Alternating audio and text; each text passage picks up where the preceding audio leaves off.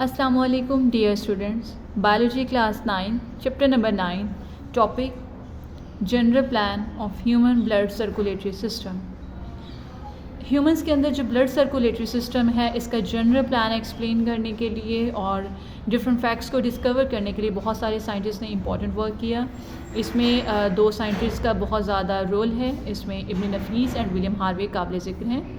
इब्न नफीस एक फिजिशियन थे और ये वो फर्स्ट साइंटिस्ट हैं जिन्होंने ब्लड की सर्कुलेशन का पाथवे डिस्क्राइब किया। विलियम हार्वे इन्होंने हार्ट का पंपिंग एक्शन एक्सप्लेन किया था और डिस्कवर किया था, और इसके अलावा जो मेजर आर्टरीज़ और वेन्स हैं बॉडी में पाई जाने वाली उनका पाथवे बताया था ब्लड की सर्कुलेशन के लिए। बॉडी की सारी जो आर्टरीज़ हैं उनको मिला के कलेक्टिवली कहा जाता आर्टीरियल सिस्टम। इसी तरह बॉडी की सारी veins collectively make the venous system. One by one हम इनको डिटेल में देखेंगे। First of all arterial system. Arteries में हमने अगर हम हार्ट का स्ट्रक्चर देखें तो हार्ट के स्ट्रक्चर में हमने क्या पढ़ा था कि ये जो राइट साइड होती है राइट वेंट्रिकल, इसकी बेस पे यहाँ से स्टार्ट हो जाती है एक पल्मोनरी ट्रंक प्रेजेंट है। ये pulmonary trunk further pulmonary artery बनाती है। एक राइट पल्मोनरी आर्टरी है और एक लेफ़्ट पल्मोनरी आर्टरी है। जो लेफ़्ट वाली है वो लेफ़्ट लंग में एंटर हो जाएगी और जो राइट वाली है वो राइट लंग में एंटर होगी। यानी कि ये जो आर्टरी है ये ब्लड सप्लाई देगी deoxygenated blood towards the lungs. Next हमने देखा कि जो लंग से ऑक्सीजनेटेड ब्लड वापस रिटर्न होता है हार्ट में, तो यहाँ पे वो लेफ़्ट वेंट्रिकल के साथ ही जब लेफ़्ट वेंट्रिकल से ब्लड निकलता है तो वो एक बड़ी आर्टरी में एंटर होता है जिसको आयोटा कहा जाता है। फर्दर आप आयोटा को देख सकते हैं, वो डिफरेंट ब्रांचेस में डिफरेंट छोटी छोटी आर्टरीज में डिवाइड हो जाता है और उससे नीचे भी जो है आर्टरी आती है आयोटा की, डिफरेंट आयोटिक आर्क्स कहलाती है। आयोटा का जो ये अपर पोर्शन है, अपर वाला, ये different body parts like head हो गया, शोल्डर्स हो गया और आर्म्स वगैरह उनको ब्लड सप्लाई करता है, जैसे कि हम इसको इस डायग्राम में देख सकते हैं। ये एक जनरल प्लान है सारी आर्टरीज़ का, आर्टीरियल सिस्टम है। यहाँ पे देखें जो ये आर्टरीज़ हैं, ये जो रेड कलर में आपको नज़र आ रही हैं, इसमें ये जो मेजर आर्टरी है ये फर्दर हेड को भी जा रही है, यहीं से आर्म्स शोल्डर्स में जा रही है और फर्दर आर्म्स में आर्टरीज जा रही हैं और वहाँ पे ब्लड सप्लाई दे रही हैं। आयोटा का जो अपर पोर्शन है वो अपर वाले पार्ट्स को ब्लड सप्लाई देगा। यही आयोटा नीचे को आता है, डिसेंट्स होते हैं, डाउन डिसेंट्स मीन डाउन को आना, और ये फिर फर्दर डिफरेंट इसकी ब्रांचेस निकल आती है और डिफरेंट बॉडी ऑर्गन्स को और डिफरेंट बॉडी पार्ट्स को ब्लड सप्लाई देता है। वन बाय वन हम इन सबको डिटेल में देखते हैं। सबसे पहले बात करते हैं जो इंटरकोस्टल आर्टरीज़ हैं। यहाँ पे जो रिब्स प्रेजेंट होती हैं, रिब्स को जो ब्लड सप्लाई प्रोवाइड करती है उस आर्टरी का नाम है इंटरकोस्टल आर्टरीज़। हम यहाँ पे डिफरेंट आर्टरीज़ के बारे में स्टडी कर रहे हैं जो डिफरेंट बॉडी पार्ट्स को ब्लड सप्लाई करेंगी, उस बेस पे उनके नेम्स भी हैं। नेक्स्ट हम सीलियक आर्टरी बात करते हैं और सुपीरियर मेसेंट्रिक आर्टरी यहाँ पे है। वो क्या करती है, पूरे डाइजेस्टिव जो ट्रैक है इसको ब्लड सप्लाई प्रोवाइड करती है। और उससे नीचे आ जाएं तो आपको यहाँ लिवर नज़र आ रहा है, तो लीवर को जो ब्लड सप्लाई प्रोवाइड करेगी उसका नाम है हेपेटिक आर्टरी। उसके बाद इसके नीचे आ जाएं, हेपेटिक आर्टरी लिवर से नीचे क्या आ जाते हैं, दो किडनीज आपको नज़र आ रहे हैं, तो जो किडनी को ब्लड सप्लाई प्रोवाइड करेंगी उन्हें कहेंगे रीनाल आर्टरीज। और रीनाल आर्टरी से नीचे आएँ तो रीनाल आर्टरी से नीचे गोनेड्स आ जाते हैं, तो गोनेड्स को जो ब्लड सप्लाई प्रोवाइड करती हैं आर्टरीज उनका नाम है गोनेडल आर्टरीज।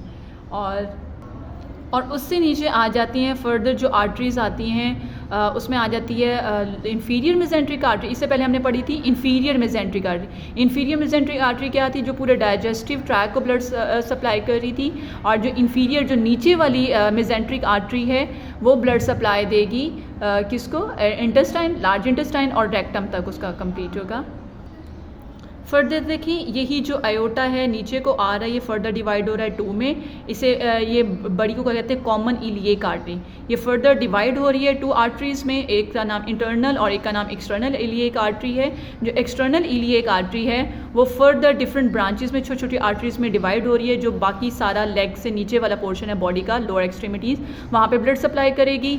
ये फर्दर जो अप थाई को ब्लड सप्लाई देती है वो है फीमोरल आर्टरी। फीमोरल आर्टरी आगे फर्दर डिवाइड हो जाएगी स्मॉलर आर्टरीज़ में, जो कि बाकी का जो है जैसे कि नी हो गया उसको ब्लड सप्लाई करेगी। नी से नीचे क्या होता है, जो काफ होता है और उसको शैंक भी बोला जाता है, जो कि नी और एंकल के दरमियान वाला लेग का नीचे वाला पोर्शन, उसको बोला जाए, तो उसको ब्लड सप्लाई करेंगी। फिर उसके अलावा ये एंकल को प्रोवाइड करेंगी और ये फुट को। तो ये डिफरेंट ब्रांचेस जो फीमोरल आर्टरी से निकली हैं वो डिफरेंट बॉडी पार्ट्स को लोअर वाले एक्सट्रीमिटीज़ में ब्लड सप्लाई देंगी। नेक्स्ट टॉपिक हमारा है वीनस सिस्टम। वीनस सिस्टम भी सेम वही आर्टेरियल सिस्टम की तरह है। सबसे पहले वो जो बड़ी एक पल्मनरी वेन्स होती है, जो हमने हार्ट की डायग्राम में अभी देखा, जैसे पल्मनरी आर्टरी थी उसी तरह सेम पल्मनरी वेन्स होती हैं।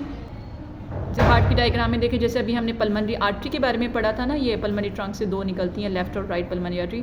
इसी तरह पल्मनरी वेन जो लंग्स की तरफ से ऑक्सीजनेटेड ब्लड आएगा वो हार्ट की तरफ वापस उसको रिटर्न किया जाता है, और उसके लिए पल्मनरी वेन होती है जो ब्लड सप्लाई ला रही है। ये भी आगे लेफ्ट और राइट दो होती हैं पल्मनरी वेन्स। वेन्स की अगर हम शुरू में देखें तो वेन्स क्या हैं कि ब्लड कौन सा कैरी करती हैं?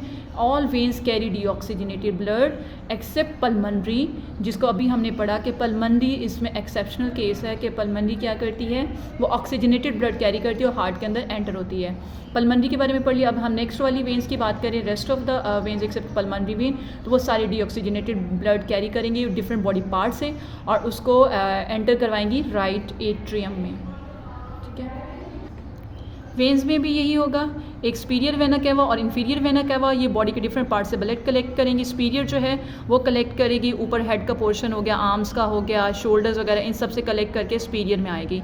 इन्फीरियर जो नीचे वाली है वेन्स, उसे इन्फीरियर वेना कैवा कहेंगे। वो बॉडी के नीचे वाले लोअर एक्सट्रीमिटीज़ या जो हार्ट से नीचे वाले सारे पोर्शन आ जाते हैं उन सबसे ब्लड कलेक्ट करेगी और इस तरह से हार्ट में एंटर करवाएगी। अब उसमें नीचे वालों को देख लेते हैं।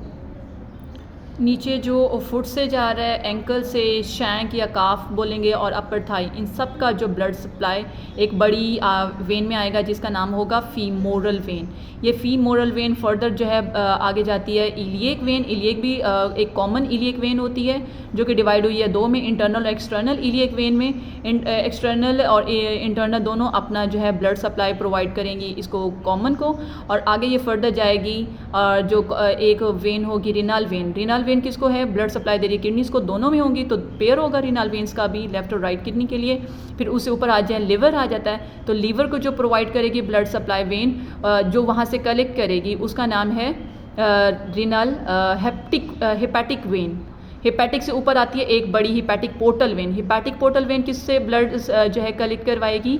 ये कलेक्ट करेगी different parts like digestive track वगैरह हो गए, पेनक्रियाज हो गए, स्टमक हो गए, लिवर वगैरह, इन सब से कलेक्ट करेगी और ये फर्दर एक बड़ी वेन में जाएगी और इस तरह से इन्फीरियर के ज़रिए से ये एंटर होगी। तो सुपीरियर और इन्फीरियर दोनों ने बॉडी के डिफरेंट पार्ट से जो है ब्लड कलेक्ट करवाया।